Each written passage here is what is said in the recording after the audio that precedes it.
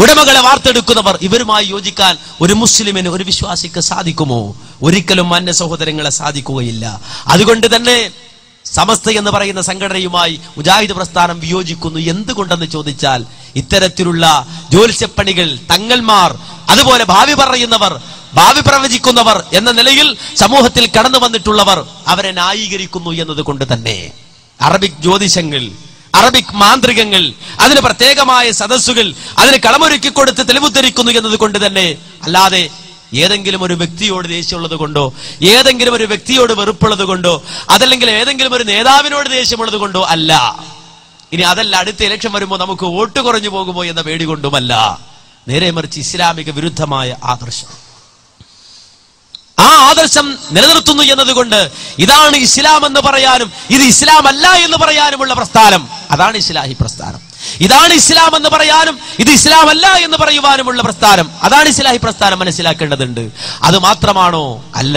നിങ്ങൾ കേട്ടോളൂ, അള്ളാഹുവിന്റെ പ്രവാചകൻ അഷ്റഫുൽ ഖൽഖ് മുഹമ്മദുർ റസൂലുള്ളാഹി സ്വല്ലല്ലാഹു അലൈഹി വസല്ലമ 23 കൊല്ലക്കാലം കൊണ്ട് വിശുദ്ധ ഇസ്ലാമിന്റെ തത്വങ്ങൾ ഈ സമൂഹത്തിന് കൈമാറി. പ്രവാചക ജീവിതത്തിൽ നിന്ന്, പ്രവാചകന്റെ ആയുസ്സിൽ നിന്ന് 5 ദിവസം മാത്രം അവശേഷിക്കുന്ന ഘട്ടം. ഇനി അള്ളാഹുവിന്റെ റസൂൽ ഈ ലോകത്ത് 5 ദിവസം മാത്രമേ ബാക്കിയുള്ളൂ. പ്രവാചകന്റെ ആയുസ് അവസാനിക്കുകയാണ്.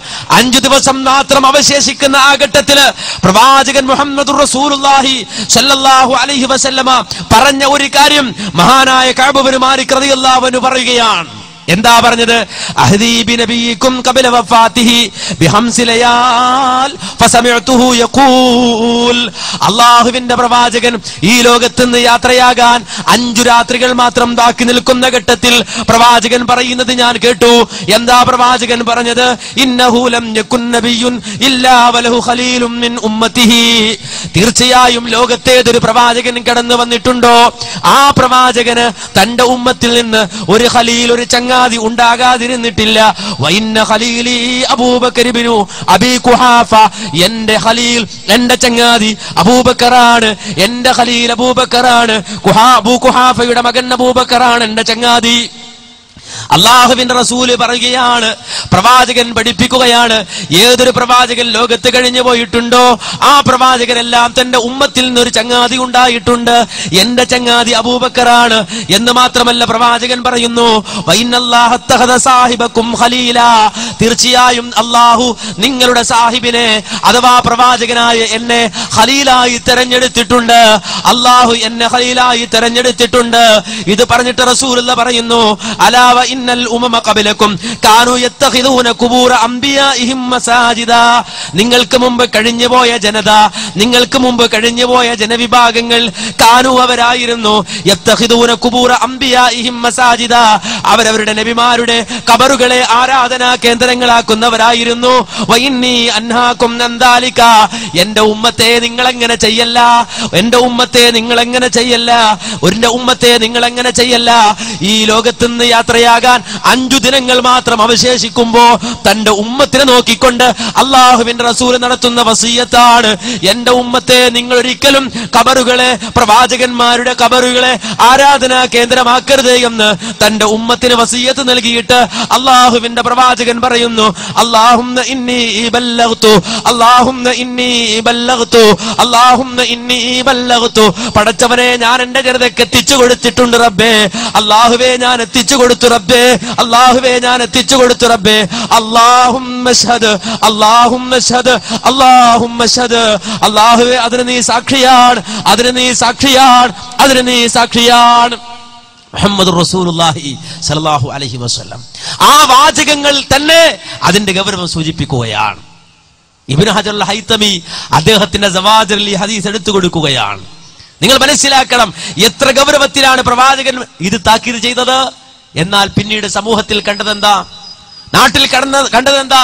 അഹ്ലുസുന്നത്ത് വൽ ജമാഅത്തിന്റെ പേര് പറഞ്ഞ്, മാലിക് ഇബ്നു ദീനാറിന്റെ പേര് പറഞ്ഞ് സമൂഹത്തിൽ നിലനിൽക്കുന്ന ആളുകള്, കടന്നു വന്ന ആളുകള് പിന്നെ എന്താ ചെയ്തത്? ഖബറുകളെ ആരാധനാ കേന്ദ്രങ്ങളാക്കി. അതിന് പ്രത്യേക ഖബറുകൾ വരെ തേടിപ്പിടിച്ചു. മാത്രമല്ല, ഇല്ലാത്ത ഖബറുകൾ ഉണ്ടാക്കിക്കൊണ്ടുവരുന്ന അവസ്ഥ വരെ ഉണ്ടായി എന്നാണ്. ഖബറുകൾ ഉണ്ടാക്കിക്കൊണ്ടുവരിക, അവസാനം ഖബറിലും മനുഷ്യർക്ക് കിടക്കാൻ പറ്റാത്ത അവസ്ഥ.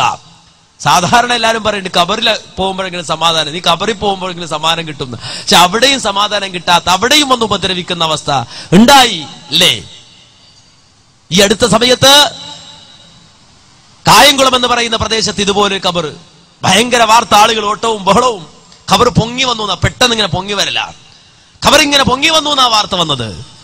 ആളുകൾ ഓടി ചെന്നു, പിന്നെ പറഞ്ഞു വർത്തമാനം പെരുകി, സ്മെല്ലിങ്ങനെ വരികയാണ്, സുഗന്ധം ഇങ്ങനെ അടിച്ചു വീശാണ്. അവിടുത്തെ മീസാങ്കല്ലിൽ നിന്ന് വരെ ചന്ദനത്തിന്റെ മണമാണെന്ന.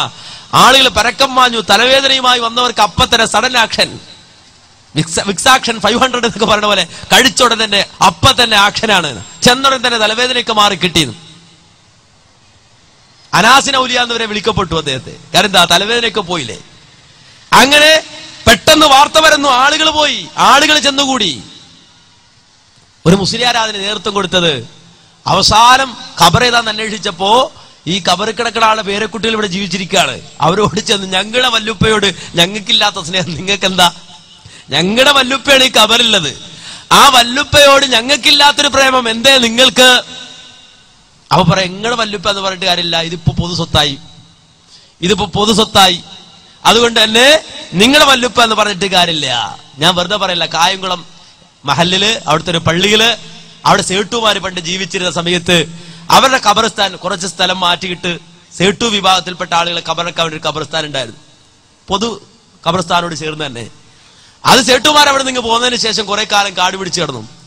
ഒരു ബിരുദൻ സക്കാഫി ആ പള്ളിയിൽ വന്ന് ചാർജ് എടുത്തതിന് ശേഷം എന്തെടുത്തു, പല പദ്ധതികളും ആവിഷ്കരിച്ച് അവസാനം കാടൊക്കെ നീക്കിയിട്ട് പിന്നെ മണം പരത്തി, അതുപോലെ തന്നെ ആളുകളെ വിളിച്ചുകൂട്ടി അവിടെ പ്രത്യേകമായി സ്പെഷ്യലൈസ് ചെയ്ത കബറിടമാക്കി മാറ്റാനുള്ള ശ്രമം നടത്തി.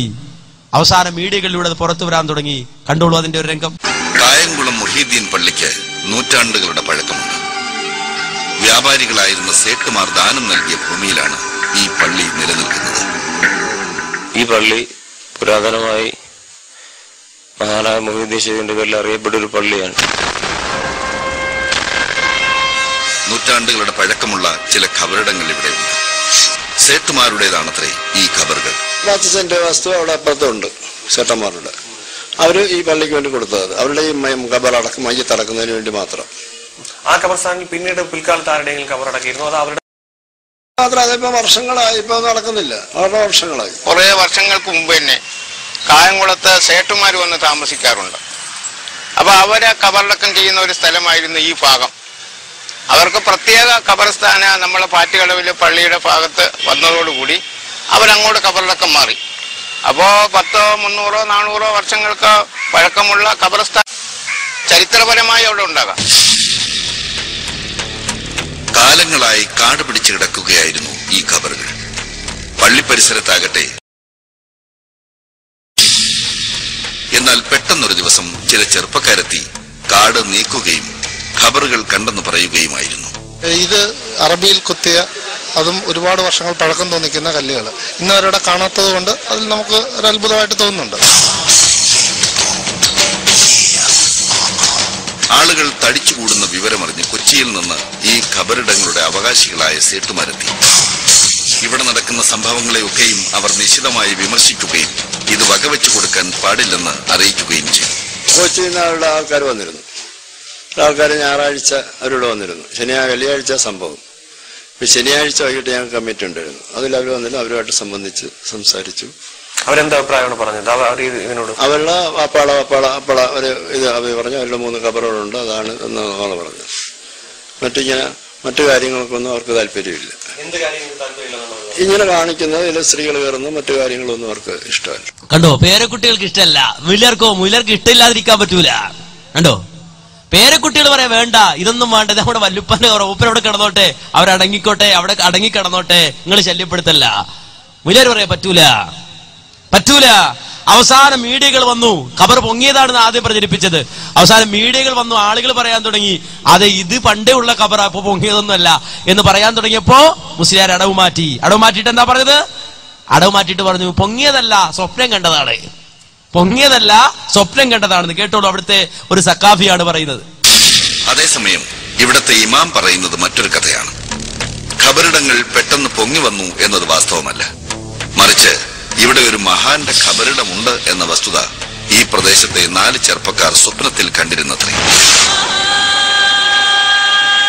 ഇവിടെ നാട്ടിലുള്ള 4 ചെറുപ്പക്കാരോളം എൻ്റെ അടുത്ത് വന്ന് ഈ റമദാന് ശേഷം എന്ന് പറയുക.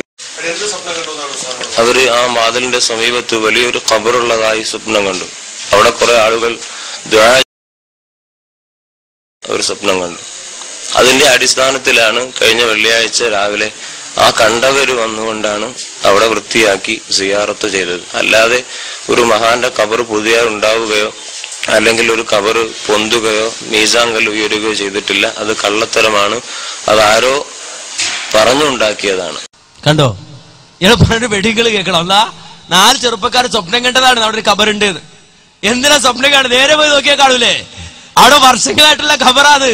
പിന്നെന്തിനാ സ്വപ്നം കാണുന്നത്? 4 അല്ല 400 ചെറുപ്പക്കാർ നേരെ പോയി നോക്കിയാൽ കാണും.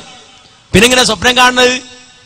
അപ്പൊ ഇയാൾ പറയാം സ്വപ്നം കണ്ടതാണ് 4 ചെറുപ്പക്കാർ. ഇവിടെ സ്വപ്നം കാണുന്ന കണ്ണു തുറന്നു നോക്കിയാൽ കാണുന്നുണ്ട്, ഖബർ അവിടെ ഉണ്ട് വർഷങ്ങളായിട്ട്. അത് സ്വപ്നം കണ്ടതാണ് അത്രേ. ഇങ്ങനെയല്ല ഉണ്ടാക്കൽ. എന്തുണ്ടാക്കാൻ? ദീനുണ്ടാക്കിയവര്. കാരണം ഒരാൾ സ്വപ്നം കണ്ടാൽ മതി, എന്തുണ്ടാക്കിക്കൂടെ? ഇവരുടെ തത്വങ്ങൾ മുഴുവൻ നോക്കിക്കോ. എല്ലാ സ്വപ്നം, കൂടുതലും സ്വപ്ന അള്ളയില്ലാത്തൊരു പ്രാർത്ഥിക്ക. എന്താ തെളിവ്? അത് ഉത്തവിക്കഥ ഉണ്ട്. എന്താ ഉത്തവിക്കഥ? ഉത്തവിക്കഥ എന്താ? അത് ഉത്തവി റസൂലുള്ളാഹിന്റെ ഖബറിനടിക്ക് നിൽക്കാണ്. ഫഹമരത്തിന് അതിനായി അപ്പൊ ഉറങ്ങിപ്പോകുന്നു. ഉണ്ടോ? അപ്പൊ ഉറങ്ങണ കാര്യം ഉറങ്ങിയാലല്ലേ സ്വപ്നം കാണാൻ പറ്റുള്ളൂ.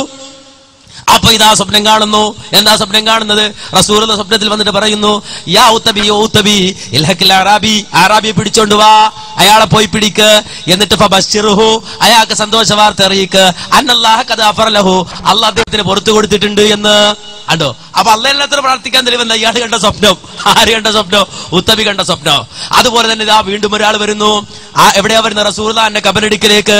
എന്താ പറയുന്നത്? ഇസ്തസ്കിരി ഉമ്മത്തിക ഫഇന്നഹും ഖദ് ഹലകൂ, അല്ലാഹുവിന്റെ റസൂലേ, അങ്ങ് ഈ ജനതയ്ക്ക് വേണ്ടി, അങ്ങയുടെ ഉമ്മത്തിന് വേണ്ടി അള്ളാഹിനോട് മഴയെ ചോദിക്കണം, അവർ നശിച്ചിട്ടുണ്ട്. ഇത് പറഞ്ഞിട്ട് അയാൾ മാറി ഉറങ്ങാണ്.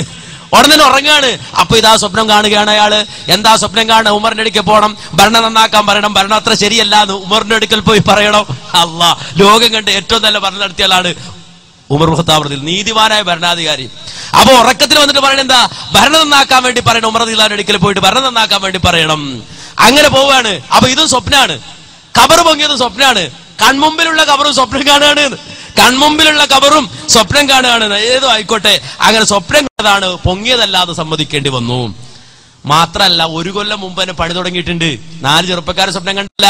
അതിനു മുമ്പ് ഒരു മഹാൻ, ആ മഹാൻ ഈ വിറുതുകൾ ഔറാദുകൾ ഇങ്ങനെ എടുത്തുകൊണ്ടിരിക്കുന്നതിനിടയിൽ അതിന് തടസ്സം ഉണ്ടായിന്ന തടസ്സം. നമ്മുടെ ഹൈന്ദവ സഹോദരങ്ങളൊക്കെ അവർക്കിടയിൽ ഒരു വിശ്വാസം, എന്തെങ്കിലും ഒരു നല്ല കാര്യം പറഞ്ഞുകൊണ്ടിരിക്കുമ്പോൾ പെട്ടെന്ന് വിളക്കണഞ്ഞാൽ അല്ലെങ്കിൽ പല്ലി ചലച്ചാൽ ശരിയാവൂല, ഇത് ശരിയാവൂല, ഇത് മുടക്കാണെന്ന് പറഞ്ഞ പോലെ ഇയാളുടെ വിറുതു ഔറാദൊക്കെ മുടങ്ങുകയാണ് എന്നാ. അപ്പൊ എന്തോ ഒരു ശകുനപ്പഴ ഉണ്ടെന്ന് മനസ്സിലായി. കേട്ടോളൂ, ഇദ്ദേഹം തന്നെ, ഈ സക്കാഫി തന്നെ പറഞ്ഞു കേട്ടോളൂ. അല്ല, അതിനു മുമ്പ് ഒരാൾ സ്വപ്നം കണ്ടാൽ തെളിവാകുമോ ഇല്ല, അത് നമ്മൾ തീരുമാനിക്കണമല്ലോ. മുജാഹിദിൽ പറഞ്ഞിട്ട് വേണ്ട, ആ നാട്ടിലെ പരിസരത്തുള്ള പള്ളിയിലെ മുസ്ലിയാക്കന്മാർ തന്നെ അതിനെ പ്രതികരിച്ചു എന്ന് കേട്ടോളൂ. ഇസ്ലാമിലെ ഒരാളുടെ സ്വപ്നത്തിന് യാതൊരു അടിസ്ഥാനവും ഇല്ല. ഞാനൊരു സ്വപ്നം കണ്ടു എന്ന് പറഞ്ഞ ആരുടെയെങ്കിലും പുരയിടത്തിൽ പഴയ മീസാൻ കല്ല് കൊണ്ടുവച്ചിട്ട് അവിടെ ജനങ്ങളെ ഉണ്ടാക്കിയെടുക്കുന്ന ഒരു സംസ്കാരം ഇസ്ലാമിക സംസ്കാരം അല്ല ഒരിക്കലും. അപ്പൊ ഈ ഒരാൾ സ്വപ്നം കണ്ടു എന്ന് പറഞ്ഞിട്ട് ഇസ്ലാമിക അടിത്തറ ഉണ്ടാക്കിയെടുക്കുന്നതിന് യാതൊരു അടിസ്ഥാനമില്ല. കാരണം അത് പ്രവാചകൻ തന്നെ നമ്മുടെ ഇവിടെ നിന്ന് നാട് മരണപ്പെടുന്നതിന് മുമ്പ് തന്നെ ഇസ്ലാമിക അടിത്തറ മൊത്തം പൂർത്തിയാക്കിയിട്ടാണ് പോയത്. പിന്നെ ആരുടെയെങ്കിലും സ്വപ്നത്തിന്റെ കാര്യം ഇസ്ലാമിൽ ഇല്ല. കണ്ടോ? അപ്പൊ സ്വപ്നം പറഞ്ഞിട്ട് കാര്യമില്ല, സ്വപ്നം കൊണ്ട് ദീൻ തെളിയിക്കാൻ കഴിയില്ല. ഇനി നിങ്ങൾ കേട്ടോളൂ, 1 കൊല്ലം മുമ്പ് ഇവർ പണി തുടങ്ങി വെച്ചിട്ടുണ്ട്. അതിനെ സംബന്ധിച്ച് അദ്ദേഹം തന്നെ വിശദീകരിക്കുന്നത്. മുമ്പൊരിക്കൽ ഇവിടെ ജോലി ചെയ്തിരുന്ന ഒരു പണ്ഡിതനും സ്വപ്ന ദർശനം ഉണ്ടായി പോലും. അതനുസരിച്ച് ഇവിടെ എത്തിയ ആ പണ്ഡിതൻ ഈ ഖബറിൽ അന്ത്യവിശ്രമം കൊള്ളുന്ന മഹാനുമായി സംസാരിച്ചതായും ഇമാം അവകാശപ്പെടുന്നു. സ്ഥിരം ചെയ്തുകൊണ്ടിരിക്കുന്ന ഒരു ആരാധന, ദിക്റുകൾ, അതിൽ തടസ്സമുണ്ടായപ്പോ അദ്ദേഹം മഹാന്മാരുടെ മഖബറകളിലൂടെ സിയാറത്ത് ചെയ്തുകൊണ്ടിരിക്കുമ്പോൾ അദ്ദേഹത്തിന് ഒരു സന്ദേശം കിട്ടിയത്, നിങ്ങൾ കായംകുളം മുഹീദ്ദീൻ പള്ളിയിൽ പോവുകയും അവിടെ പോയി സിയാറത്ത് ചെയ്യണമെന്ന്